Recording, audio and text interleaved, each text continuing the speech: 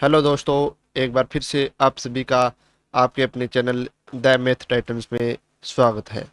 तो आज के इस वीडियो में आज आयोजित हुई आरपीएससी फर्स्ट ग्रेड परीक्षा के ग्रुप ए के फर्स्ट पेपर में हमारा जो मैथ का पार्ट है उस पार्ट का सॉल्यूशन है वो समझने वाले हैं। तो इस पार्ट में हम मैथ और रीजनिंग से संबंधित जितने भी प्रश्न हैं उन सभी को समझेंगे, ताकि आप अगर आगे आने वाले ग्रुप में पेपर दे रहे हैं तो आपको एग्जाम का पैटर्न है वो थोड़ा सा समझ में आ जाए कि किस प्रकार से प्रश्न पूछे गए हैं। तो चलिए शुरू करते हैं।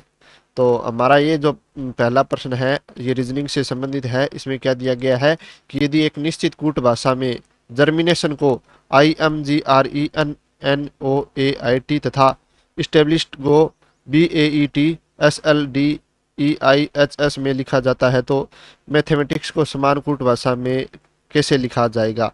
तो देखिए यहाँ पर GERMI, तो यहाँ पर पहले 5 अक्षर लिए गए हैं GERMI, तो इनको किन में कन्वर्ट किया गया है IMGRE।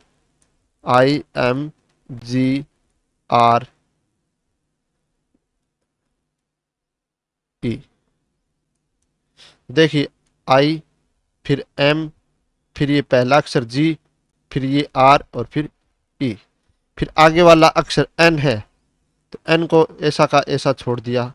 फिर ATION को किस प्रकार लिखा है, एन, ये ओ, फिर ए, ये वाला अक्षर, फिर आई और टी, इस तरह से लिखा है। तो मैथमेटिक्स को हम किस प्रकार लिखेंगे,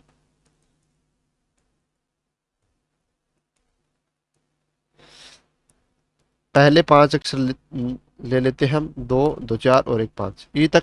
तो ई और एच के बाद में पहला अक्षर लेना है एम, फिर टी और ए, यानी ये अक्षर है वो उल्टे चल रहे हैं। फिर एम का एम, फिर ये 5 अक्षर है तो एस सी, फिर ये पहला अक्षर ए और फिर आई टी।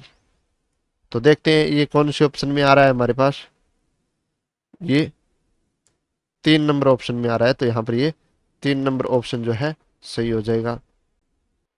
अगला क्वेश्चन, यदि अल्फा और बीटा बहुपद एफ एक्स बराबर 2x² प्लस 5x प्लस के शून्य हो तथा संबंध alpha square plus beta square बराबर 21/4 माइनस अल्फा बीटा को संतुष्ट करते हैं, तो के का मान। अब देखिए इस बहुपद की ये शून्यक है, अल्फा और बीटा क्या है, एफ एक्स के शून्यक है। अब हम इस संबंध को ले लेते हैं, alpha square plus beta square बराबर 21/4 माइनस अल्फा गुणा बीटा। अब ये क्या है, शून्यकों का गुणनफल।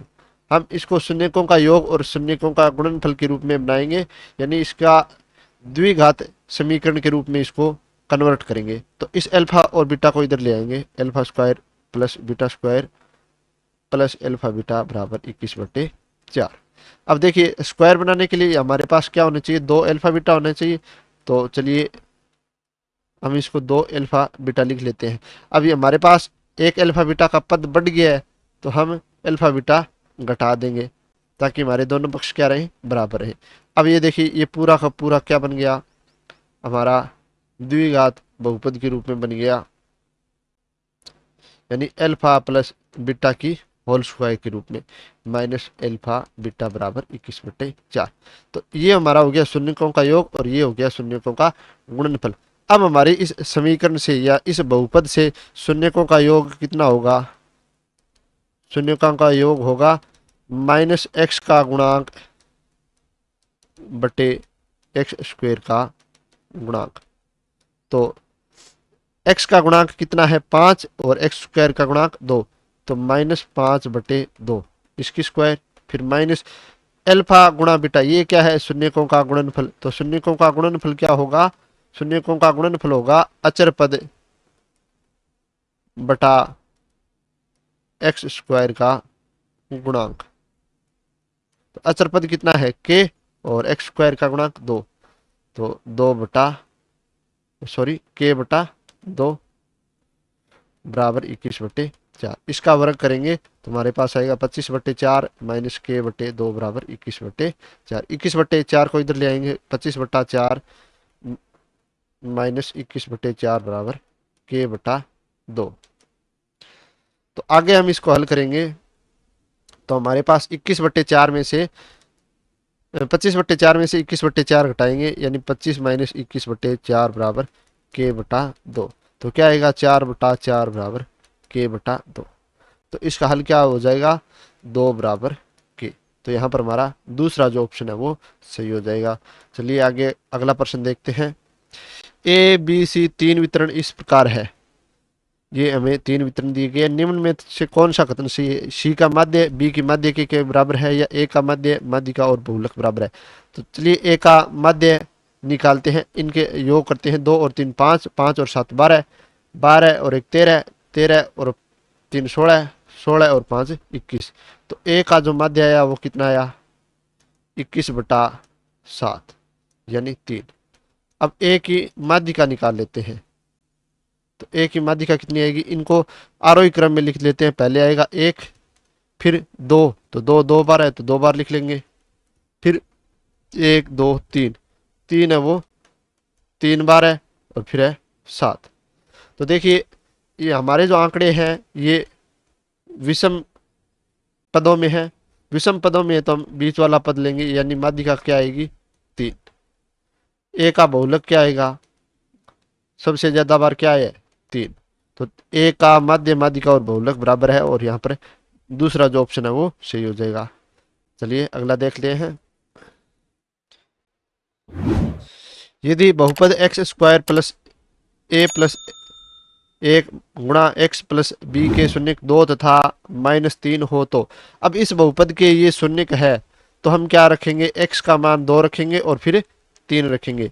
यानी बहुपद में एक्स बराबर 2 और -3 रखने पर क्या आएगा, एक्स का मान हम रख लेते हैं 2, तो 2 की स्क्वायर प्लस ए प्लस 1 ब्रैकेट और एक्स का मान 2 फिर प्लस बी। अब शून्य का तो बराबर क्या लिखेंगे 0। हल करेंगे 4 प्लस 2 का 1 के साथ गुणा किया 2a, और 2 का 1 के साथ गुणा किया 2 प्लस b बराबर 0।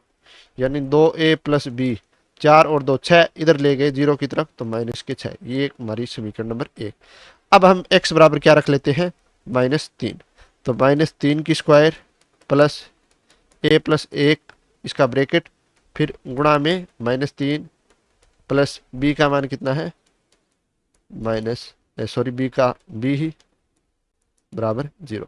तो 9 प्लस -3 का 1 के साथ गुणा करेंगे तो माइनस का 3a, और -3 का 1 के साथ गुणा करेंगे तो -3 प्लस b बराबर 0। तो -3a प्लस b, और 9 -3 हो गए 6, 6 इस 0 की तरफ ले गए तो माइनस के 6। ये हमारी समीकरण नंबर 2। अब यहाँ पर b के गुणांक क्या है बराबर है, तो समीकरण 1 में से समीकरण 2 है वो घटा देंगे। समीकरण 2 घटाने पर तो b से b कट जाएगा, और 2a और 3a जुड़कर हो जाएंगे 5a, और -6 और ये -6 हो गए हमारे प्लस के, तो इसका मान आ गया 0, यानी a का मान आ गया 0। अब a का मान पहले समीकरण में रख लेंगे, तो 2 गुणा 0 प्लस b बराबर -6, यानी b का मान हमारा -6 आ जाएगा। तो a का मान 0 और b का मान -6, जो ऑप्शन 2 में है। चलिए अगला प्रश्न देखते हैं। आंकड़ों 6 7 x -2 x 18 20 को आरोही क्रम में लिखा गया है। यदि इन आंकड़ों की माध्यिका 16 है तो x का मान किसके बराबर है। अब देखिए हमारे पास आंकड़ों कितने पदों में है आंकड़े हमारे, 1 2 3 4 5 6, 6 पदों में हमारे आंकड़े हैं। तो माध्यिका का मान क्या होगा, n/2वां पद प्लस n/2 प्लस 1वां पद, और फिर पूरे के भाग में 2। तो n/2 यानी 6/2वां पद, तो कौन सा पद हो गया 3वां पद, और फिर प्लस 1 करेंगे यानी तीसरा पद और चौथा पद है, उनका योग करना है, फिर 2 का भाग देंगे तो हमारी माध्यिका आएगी। माध्यिका का मान कितना है 16, 16 बराबर 3वां पद कितना है x -2, तो x -2। 4वां पद कितना है x, तो प्लस में x बटा 2, 2 का इधर गुणा कर दिया 32, और x जुड़कर हो गए 2x माइनस 2, 2 इधर ले आए तो हो गए 34, 34 बराबर 2x। तो x का मान हमारा कितना आ गया 17। तो यहाँ पर हमारा चौथा प्रश्न है जो सही हो जाएगा। चलिए आगे बढ़ते हैं और अगला प्रश्न हल करते हैं। यदि घन के एक फलक का क्षेत्रफल उसी फलक के परिमाप का 1.5 गुना है तो घन का आयतन है। तो देखिए घन के एक फलक का क्षेत्रफल किसके बराबर है, फलक के परिमाप का 1.5 गुना, यानी घन के एक फलक का क्षेत्रफल है वो घन के एक फलक के परिमाप का 1.5 गुना है। तो घन का फलक कैसा होता है, वर्ग के आकार का होता है, और वर्ग का क्षेत्रफल क्या होता है, भुजा गुणा भुजा, और वर्ग का परिमाप क्या होता है 4 गुणा भुजा। तो इस फलक का परिमाप क्या हो जाएगा 4 गुणा भुजा। हम भुजा से भुजा काट देंगे तो भुजा का मान कितना आया 1.5 का 4 के साथ गुणा करेंगे तो 6 इकाई। तो घन का जो आयतन आएगा वो कितना आएगा, घन का आयतन भुजा की क्यूब, यानी 6 की क्यूब, और 6 की क्यूब होता है 216, तो 216 इकाई। तो यहाँ पर हमारा पहला जो ऑप्शन है वो सही हो जाएगा। चलिए अगला प्रश्न और देख लेते हैं। यदि x बराबर 7 प्लस अंडर रूट 40 हो तो 1/2 अंडर रूट x माइनस 3 बटा अंडर रूट x का निरपेक्ष मान क्या है। तो ये देखिए हमें x का जो मान अंडर रूट में दिया गया है, तो इस मान को हम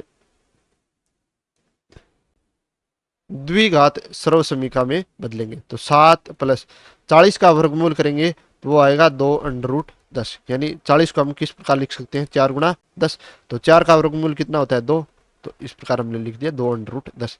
अब देखिए 7 को हम 2 टुकड़ों में डिवाइड कर सकते हैं, किसमें 5 और 2 में, प्लस अंडर रूट 10।